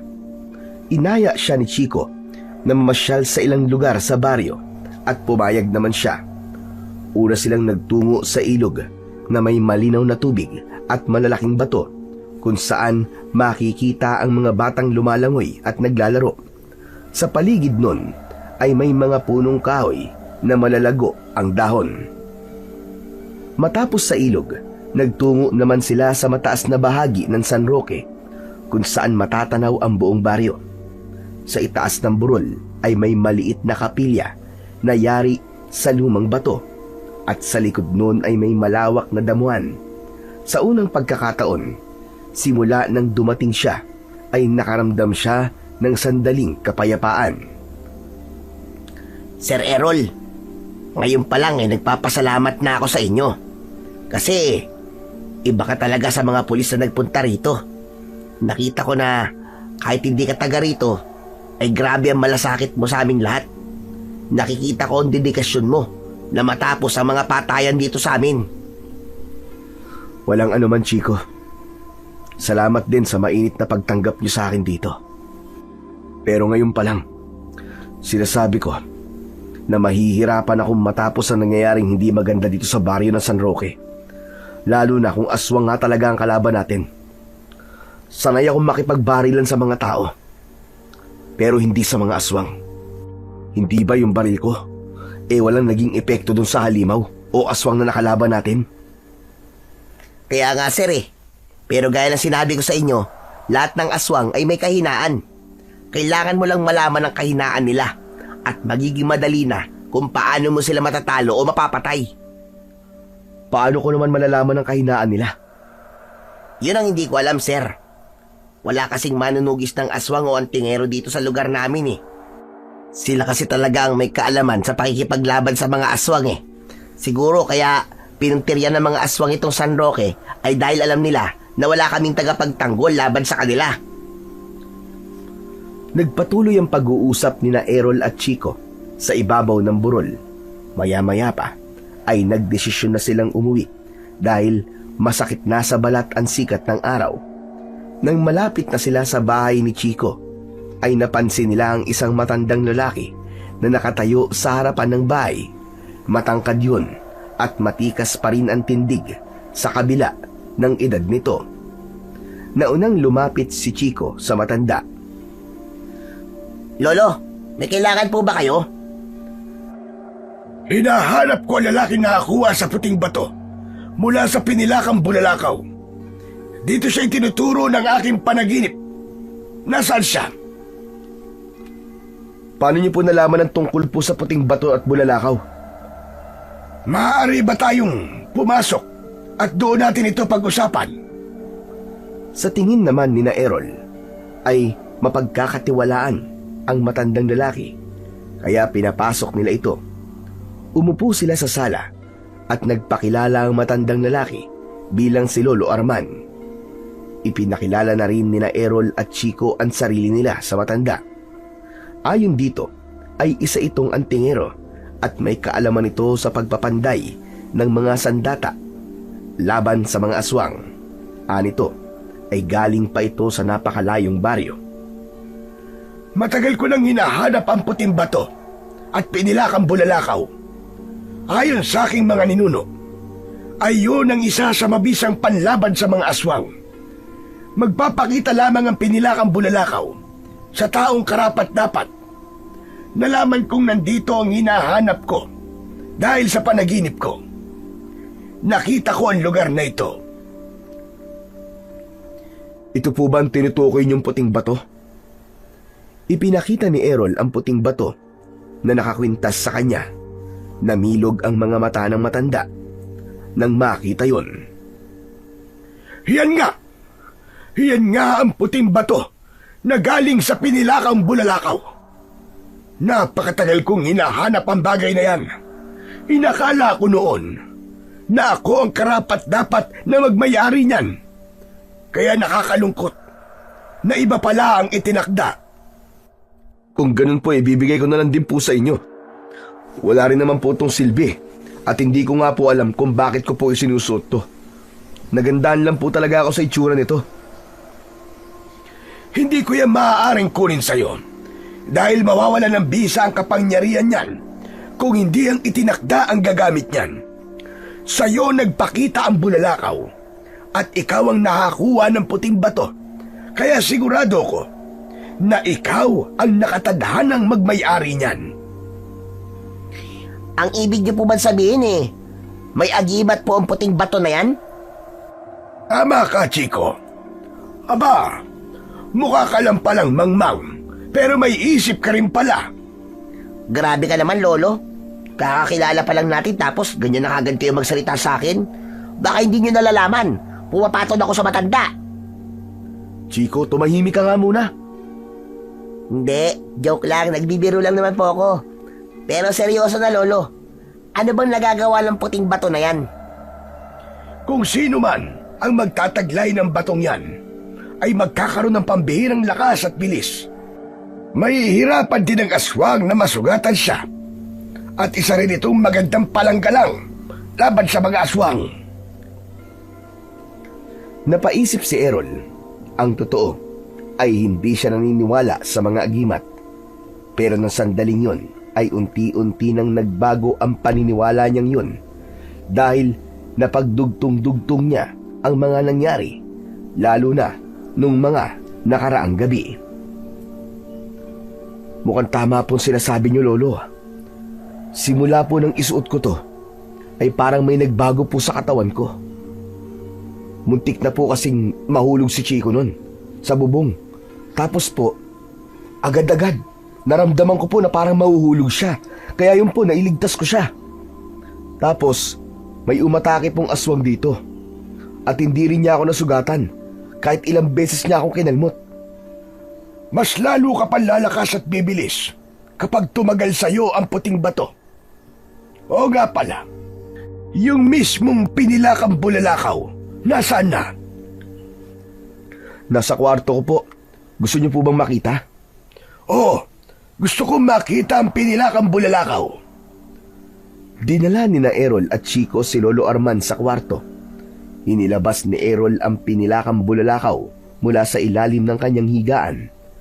Lumuhod ang matandang lalaki at hinaplos ang bulalakaw. Nakamamangha talaga. Hindi ko akalain na nahahawakan ko na ang bagay na ito ngayon. Tunay kang mapalad, Errol. Dahil sa iyo ipinagkatiwala ang mga bagay na ito. Sana ay gamitin mo ito sa kabutihan at pakikipaglaban sa mga aswang. Lolo, tandali lang po. Ano po ba silbi ng pinilakang bulalakaw na yan? Agimat din po ba yan? Kasi kung wala po yan pakinabang, ibibenta ko na lang po yan. Pampasikip lang po yan dito sa bahay Kung sa tingin mo ay walang silbi ang pinilakang bulalakaw, ay nagkakamali ka, Chico. Ang bagay na yan ay maaaring gawing sandata laban sa mga aswang. Errol, anong sandata ang sanay kang gamitin? Baril po, Lo. Pulis po kasi ako kaya mas gamay ko po ang baril. Ibig po bang sabihin, Lo ay kaya nyo yung gawing baril? Mahirap gawing baril yan, pero meron akong naisip. Maaari kong gawing bala ng baril ang pinilakang bulalakaw. May karanasan ako sa paggawa ng bala ng baril. Maaari mo bang ipakita sa akin ang itsura ng iyong baril at ang bala nito. Inilabas ni Errol ang kanyang baril at isang bala upang ipakita yon kay Lolo Arman. Pinagmasdan yon ng mabuti ng matanda. Hiniling ng matanda na hiramin niya ang isang bala kay Errol na pinayagan naman niya. Bukod dito sa bala, ay kailangan ko rin dalhin ang pinilakang bulalakaw upang makagawa ko ng maraming bala para sa iyong baril. Nang sa gayon, ay maging mabisa ang bala mo laban sa mga aswang. Alam ko ang problema ng baryong ito. Sadyang pinuntirya ng mga aswang ang lugar na ito dahil alam nilang wala kayong tagapagtanggol dito. Sandali lang po, Lo. Ang ibig niyo po ba sabihin ako po makikipaglaban sa mga aswang na nandito sa San Roque? Kanina pa tayo nag-uusap, pero hindi mo pala nakukuha kung bakit ikaw ang nakakuha sa puting bato at sa pinilakang bulalakaw. Pero, Lo, wala po akong karanasan sa pakikipaglaban sa mga aswang. Kung kriminal po yan, kayang-kaya ko, pero sa aswang. Lo, duda po ako na mananalo ako sa kanila. Lalo na po kung marami sila. Lumapit si Lolo Arman kay Errol at maraan siya nitong tinapik sa balikat. Hindi nagkakamali ang pinilakang bulalakaw sa pagpili kung sino ang nararapat na magmay-ari nito. Magtiwala ka sa sarili mo, gaya ng pagtitiwala sa iyo ng pinilakang bulalakaw. Isa pa, wala kang dapat na ipag-alala dahil nasa iyo ang puting bato, Errol. Mas lalong walang magiging laban sa iyo mga aswang sa sandaling matapos kong gawin ang mga bala ng iyong baril na gawa sa pinilakang bulalakaw. Kinakabahan man ay sumang-ayon na lamang si Errol kay Lolo Arman. Hinayaan niyang dalhin nito ang pinilakang bulalakaw upang gawin yung mga bala ng baril na magiging mabisa sa pagpuksa sa mga aswang. Naramdaman niya na katiwa-tiwala si Lolo Arman dahil sa kalaman nito sa puting bato at sa pinilakang bulalakaw. Kaya naman, ganun na lang kabilis ang pagbibigay niya ng tiwala sa matanda. Sa mga lumipas na araw, ay inihinto muna ni Errol ang pag-iimbestiga dahil nakumbinsi na siya na mga aswang nga ang gumagawa ng pagpatay sa mga tao sa San Roque. Bagkus ay gabi-gabi siyang nagroronda kasama si Chico upang masiguro na magiging ligtas ang bawat gabing lumilipas. Nang magkaroon sila ng pag-uusap ni Chico at Kapitan Gary, ay nagkaroon sila ng hinala na may kuta ang mga aswang na malapit sa kanilang baryo. Naging buo ang loob nilang tatlo. Nawakasan na ang takot ng ilang taon nang ibinibigay ng mga aswang sa San Roque. Baka mas magiging madali ang pag-ubos natin sa mga aswang kung malalaman natin kung nasaan ang kuta nila. Pero saan naman kaya sila maaaring magkuta?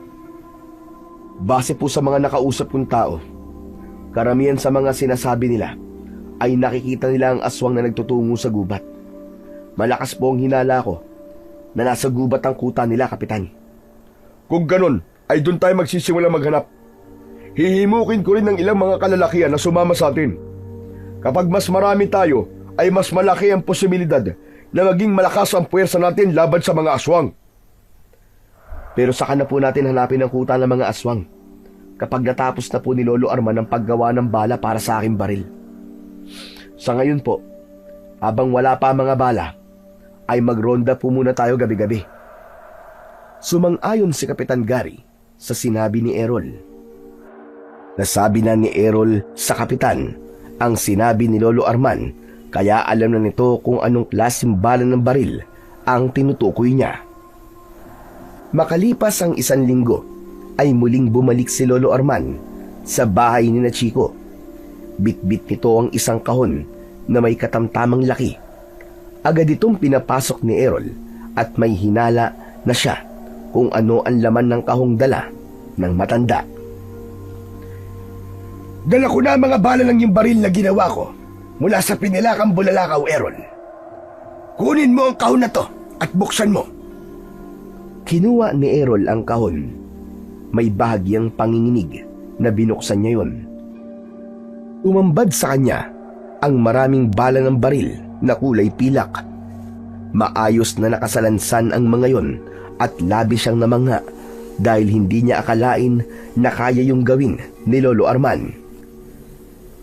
Nagpatulong ako sa aking mga apo, kaya mabilis kong natapos yan. Maraming salamat po sa inyo, Lolo Arman. Hindi lang po ito malaking tulong sa akin, kundi po sa buong baryo San Roque. Walang anuman. Sadyang kailangan ko lang sundin kung ano ang ipinapakita sa aking panaginip. Kahit na sa ganung paraan man lang, makatulong ako sa ibang tao. Aba, oo nga pala, pinabindisyonan ko na rin yan sa simbahan upang mas maging mabisa kapag ginamit mo na sa mga aswang. Wala akong ibang hangad, kundi ang iyong tagumpay laban sa kampon ng kadiliman. Nakangiting tumango si Errol.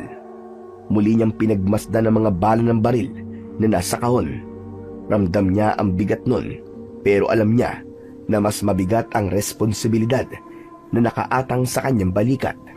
Ngunit patuloy siyang nangako sa kanyang sarili na hindi siya lilisan ng San Roque nang hindi niya nauubos ang mga aswang na sumasalakay doon. Matapos ang pag-uusap nina Errol at Lolo Arman, ay bumalik na si Lolo Arman sa baryong pinanggalingan nito. Pero bago tuluyang umalis ang matanda, ay dinasalan muna nito ang puting bato ni Errol upang mas maging mabisa yun at magamit ni Errol ang rurok ng kapangyarihan nun. Nang ibalita ni Errol kina Kapitan Gary at Chico na nasa kanya na ang mga bala ng baril na gawa sa pinilakang bulalakaw, ay labis ang kasiyahan ng mga ito. Ngunit isang malungkot na balita ang sinabi ng kapitan. Oo nga pala, gusto kong ipaalam sa inyo na nagbaybay ako para himukin ng ilang kalalakihan na tulungan tayong harapin o hanapin ang kuta ng mga aswang sa gubat. Pero kahit isa sa kanila ay walang gustong sumama sa atin. Kaya tayong tatlo lang ang gagawa nun. Ano ba naman yan? Ang duduwag naman nila. Hindi ba nila inisip na para rin naman to sa ating lahat? Pambira naman, oo. Nakakainit naman sila ng dugo. Huwag ka nang magalit sa kanila, Chico. Naiintindihan ko kung bakit walang gustong sumama sa atin. Normal lang na matakot sila, lalo na't napakarami ng naging biktima ng mga aswang. Malamang ayaw lang nila na mangyari sa kanila ang ganun. Tama ka, Errol. Kaya kahit papano ay naiintindihan ko rin naman sila. Pero huwag kayong mag-alala, Kapitan. Nasa atin na po ang mga bala na gawa sa pinilakang bulalakaw. Sigurado ko na kahit tatlo lang po tayo, ay malaki pa rin ang tsansa nating manalo sa laban na to. Kailan niyo po pala gustong hanapin po ang kuta ng mga aswang, Kapitan? Siguro bukas ng umaga. Dapat ay makita na natin ang kuta nila bago dumilim. Hindi ba't mas malakas sa mga aswang kapag gabi? Hindi naman ganun kalaki ang gubat ng San Roque. Sigurado ko na madali natin mahahanap ang kuta nila kung naroon ngayon sa gubat, ha? Matapos ang pag-uusap ng tatlo, ay naghanda na sila para sa pagsuong nila sa gubat bukas ng umaga. Agad na hinasa ni Chico ang itak nito, habang si Errol naman ay nilinis ang kanyang baril. Sinubukan niyang paputukin ng isang beses ang baril niya gamit ang isang bala mula sa pinilakang bulalakaw at wala namang naging problema. Dinasalan din niya ang puting bato na nakasabit sa kanyang leeg. Hiniling niya rito ang tagumpay nila at ang paglaya ng buong San Roque mula sa takot sa mga aswang. Kinabukasan ng umaga ay agad na nagtungo sina Errol, Chico at Kapitan Gary sa gubat. Parehas na may dalang itak sina Chico at Kapitan, habang si Errol naman ay nakasukbit ang baril sa tagiliran at sa isang maliit na bag ay naroon ang kanyang mga bala. May dala rin silang tinapay, tubig at flashlight dahil wala silang ideya kung gaano sila magtatagal sa loob ng gubat. Masusi nilang sinuyod ang loob ng kagubatan. Inabot na sila ng tanghali pero hindi pa rin nila nakita ang kuta ng mga aswang. Sandali silang namahinga upang kumain at uminom. Parang wala naman dito yung kuta ng mga aswang. Ilang oras na tayo naglalakad, pero kahit isang aswang, ay wala pa rin tayo nakikita. Huwag ka kagad mawala ng pag-asa, Chico. Saka sa tingin ko, ay hindi pa naman natin napupunta ng lahat ng parte nitong gubat, no? Tama ka, Errol. Nangangalahati pa lang tayo. Pero alam mo, Errol, sobra ako natutuwa sa'yo eh. Kasi nung dumating ka rito, ang tigas ng pagkakapaniwala mo na hindi ka naniniwala sa aswang. Tapos ngayon, kasama ka na namin ni Kapitan sa paghahanap ng kuta ng mga aswang. Biruin mo yon. Ganun kasi talaga ako, Chico. Hindi ako basta-basta naniniwala sa isang bagay, lalo na kung narinig ko lang. Kailangan ko ng isang matibay na ebidensya bago ako maniwala. Dapat naman ganyan talaga ang paraan kung paano mag-isip ang mga tao para hindi tayo mabiktima ng mga peking impormasyon. Nang makaramdam na ang tatlo na sapat na ang kanilang pagpapahinga, ay muli silang nagpatuloy sa paghahanap ng kuta ng mga aswang. Tahimik sila, ngunit alerto sa mga ingay at paggalaw sa kanilang paligid. Hanggang sa tuluyan ng dumilim, ginamit na ni Chico ang dala nitong flashlight upang kahit paano ay makita nila ang kanilang dinaraanan. Biglang huminto si Errol nang may kakaiba siyang naramdaman. Maging sina Chico at Kapitan Gary na nasa likod niya ay huminto rin. Teka sir, bakit ka biglang tumigil sa paglalakad? May kakaiba ako nararamdaman. Ganito yung naramdaman ko nung may umataking aswang sa atin sa bahay mo, Chico. Ibig sabihin, may aswang sa paligid natin, sir? Bago pa man makapagsalita si Errol, ay isang aswang ang bumagsak mula sa puno na nasa unahan nila. Nanlilisik ang mga mata ng aswang at ngumanga pa ito na para bang sinadya nitong ipakita ang matutulis nitong mga ngipin upang sindakin sila. Agad na itinutok ni Errol ang baril sa aswang at pinaputok niya yon. Mabilis na umiwas ang aswang, ngunit nadaplisan yon ng bala sa balikat. Umusok ang sugat ng aswang na para bang nasusunog yon. Paos na sumigaw ang aswang. Nakita ni Errol kung ano ang pinagkaiba ng balang gawa sa pinilakang bulalakaw at normal na bala. Tila naramdaman ng aswang na hindi basta-basta ang bala ng baril ni Errol, kaya tumalikod ito at mabilis na tumakbo palayo. Itinutok muli ni Errol ang baril upang barilin ng aswang, ngunit isang ideya ang kanyang naisip. Ibinaba niya ang baril at ibinalik yun sa pagkasuksok sa kanyang tagiliran. O sir, bakit hindi mo binaril yung aswang? Siya ang magdadala sa atin sa kuta nila. Kailangan natin siya sundan. Malakas ang kutob ko na doon ang punta ng hayop na yun. Hindi na nag-aksaya ng oras si Errol. Gamit ang bilis mula sa puting bato na nakasabit sa kanyang leeg, ay sinundan niya ang aswang. Hindi niya inalis ang mata sa sugatang nilalang na tumatakbo sa unahan niya. Sa likod niya ay nakasunod sina Kapitan Gary at Chico. Nahirap man sa bilis ni Errol, ay hindi rin nagpaiwan. Palalim sila ng palalim sa kagubatan at unti-unti na rin nag-iiba ang paligid. Ang mga puno ay mas malalaki na. Ang lupa ay mas basa at ang hangin ay bumaho na parabang amoy ng nabubulok na laman. Sa bawat takbang ay alam ni Errol na papalapit na sila ng papalapit. Ang sugatang aswang na sinusundan nila ay hindi na lamang biktima ng kanyang bala, kundi ito na ngayon ang magiging daan tungo sa kuta ng mga aswang. Hindi nagtagal ay pumasok ang aswang sa isang makipot na daan na natatabunan ng mga damo at ugat ng puno. Huminto si Errol sa gilid na makapal na halaman. Hindi nagtagal ay dumating na rin sina Kapitan Gary at Chico na parehong hinihingal at basang-basa sa pawis. Sumilip sila sa makapal na halaman at doon nila nakita ang kuta ng mga aswang. Tila isa yung malalim na hukay na likas na nabuo sa gitna ng kagubatan. Sa gitna ay may malaking punong tuyo, ang mga sanga na may nakasabit na mga buto. May mga lungga sa gilid ng hukay na parang mga kuweba at mula roon ay lumalabas at pumapasok ang mga aswang. Ang galing mo, Sir Errol. Tama ka nga. Dito nga papunta ang aswang na yun. Sabi ko naman sa iyo eh. Pero, ano nang gagawin natin ngayon? Ngayong nalaman na natin ang kuta ng mga aswang. Aatake na tayo, Kapitan. Wala na tayong pagpipilian, kundi ang lumaban sa kanila. Dapat natin silang ubusin at wala tayong ititirang buhay. Matiim na tinignan ni Errol ang mga aswang na nasa kuta. Bumalik sa alaala niya ang matandang lalaki na pinatay na mga ito at ang mga litrato ng iba pang biktima. Yun ang tila naging mitya upang mag-alab ang apoy sa kanyang puso.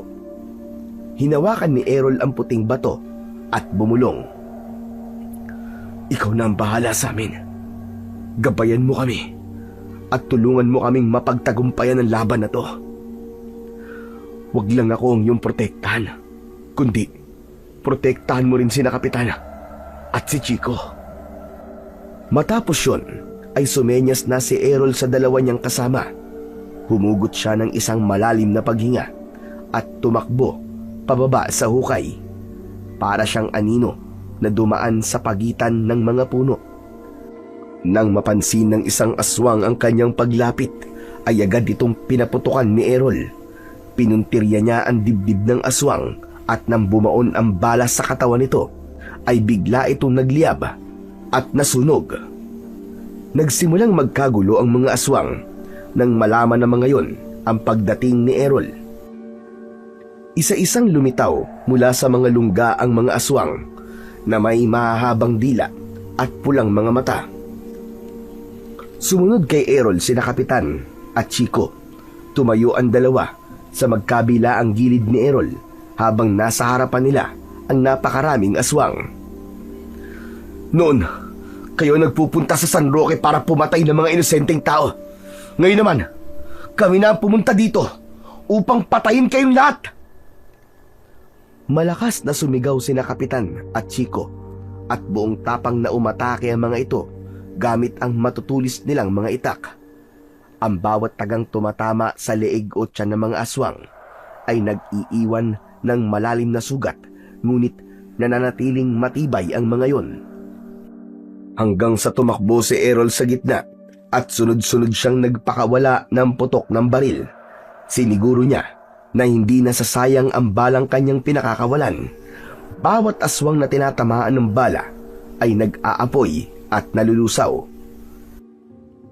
Ang mga aswang ay nagsimulang umurong pero hindi ito tinigilan ni Errol. Sa tulong ng kanyang bilis at lakas ay madali niyang naiwasan ang mga pag-atake sa kanya. Hanggang sa nakita ni Errol ang isang aswang na tumalon sa itaas ng puno. Nakita niya na ang puntirya nun ay si Chico na nakatayo malapit sa puno. Itinutok ni Errol ang baril sa aswang na nasa puno at binaril niya yon. Sa pulsa noo ang aswang na agad nitong ikinasawi. Napatingin si Chico kay Errol at ngumiti. Salamat, Sir Errol. Mag-iingat kayo. Huwag niyong hahayaan na bumaba ang inyong depensa. Muling pinagbababaril ni Errol ang mga aswang. May ilan na matagumpay na nalapitan siya, pero napansin niya na hindi siya nagagawang sugatan ng mga aswang. Ang mga kuko ng mga aswang ay dumudulas lamang sa kanyang balat na parang may hindi nakikitang panangga na nakabalot sa kanyang katawan. Nagpatuloy ang tatlo sa pag-ubos sa mga aswang. Patuloy si Errol sa pagpapaputok ng baril sa mga aswang. May ibang aswang na sinubukan tumakas, pero hindi nakaligtas ang mga yon sa bilis ng bala ng baril ni Errol. Hanggang sa hindi nila namalayan na napatay na nila ang lahat ng aswang na nasa kutang yon. Sa pagtayo ni na Errol sa gitnang bahagi ng kuta, ay doon nila nakita ang napakaraming katawan ng aswang na patuloy na nasusunog. Ang iba ay halos abo na. Nang makasiguro na naubos na nila ang aswang, ay masaya silang nagyakap na tatlo. Halos maiyak si Errol dahil sa tagumpay na kanilang nakamit sa gabing yun. Kinabukasan ng umaga ay nagtipon ng mga tao sa maliit na plaza sa baryo ng San Roque. Sa maliit na entablado ay nakatayo sina Errol, Chico at Kapitan Gary. Hindi nagtagal ay nagsimula ng magsalita si Kapitan Gary gamit ang mikropono. Mga kababaryo, wala na kayong dapat ikatakot pa. Tapos na ang gabi ng takot sa baryo ng San Roque. Wala na ang mga aswang na pumatay sa ating mga mahal sa buhay. Napatay na namin sila at nasisiguro namin na wala nang natirang buhay sa kanila. At kung may dapat kayong pasalamatan, ay walang iba kundi si Sir Errol. Dahil kung hindi dahil sa kanya, ay hindi rin kami magkakaroon ng lakas ng loob ni Chico na labanan ng mga aswang sa kanilang kuta. Nagpalakpakan ang mga tao. May ilan pang naluwa dahil sa labis na kasiyahan. Inabot ni Kapitan Gary ang mikropono kay Errol upang bigyan siya ng pagkakataon na makapagsalita. Isa pong karangalan para sa akin na maging bahagi upang makamit niyo po ang kapayapaan dito sa inyong lugar. Ngunit, hindi lang po ako ang dapat niyong pasalamatan, kundi maging sina Kapitan Gary at Chico rin. Kung hindi po dahil sa kanila, baka hindi ko rin po nagawa yon. Napahinto si Errol sa pagsasalita. Nang mula sa pinakadulong hanay ng mga tao, ay nakita niya si Lolo Arman. Nakangiti yun sa kanya at bakas sa mga mata na para bang ipinagmamalaki siya nito.